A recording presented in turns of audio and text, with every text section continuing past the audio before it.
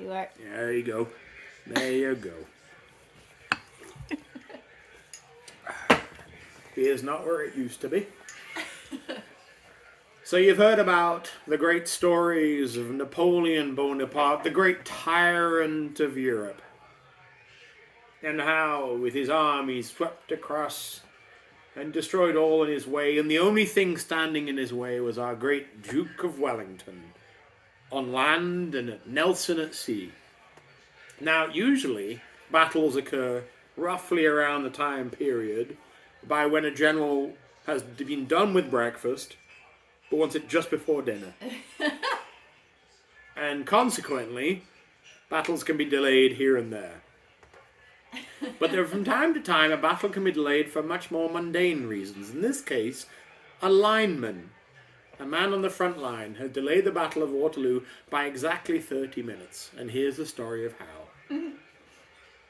It occurred on the evening before Waterloo, when troops were lined up on parade, and sergeant inspecting them, he was a terror, of whom every man was afraid, all excepting one man, who was in the front rank, who went by the name of Sam Small, and him and the sergeant were both daggers drawn.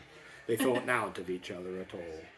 Well, the sergeant was walking, and he was swinging his arm, and he happened to brush against Sam, and knocking his musket clean out of his hand, it fell to the floor with a slam. "Pick it up," said sergeant, abrupt-like but cool.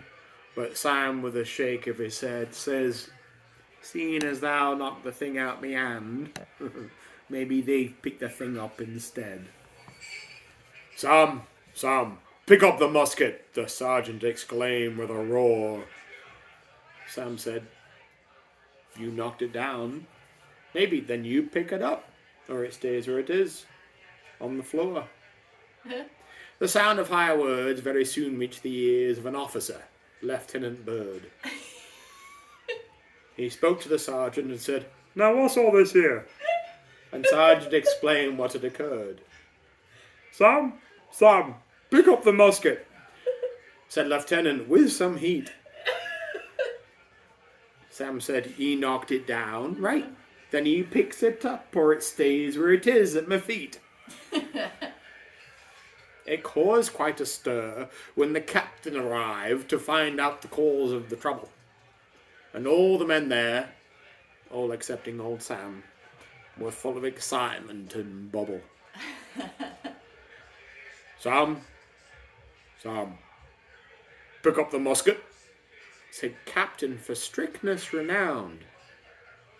Said Sam, "He knocked it down. Right, then he picks it up, or it stays where it is, on ground." The same thing occurred when the major and colonel both tried to get Sam to see sense. But when old Duke of Wellington rode into view, well, then the excitement was tense. Up rode the Duke on a lovely white horse to find out the cause of the bother. And he looked at the musket, and then looked at old Sam, and spoke to old Sam like a brother. Sam, pick up the musket," said Duke, as quiet as could be. Sam, come on, lad, just to please me."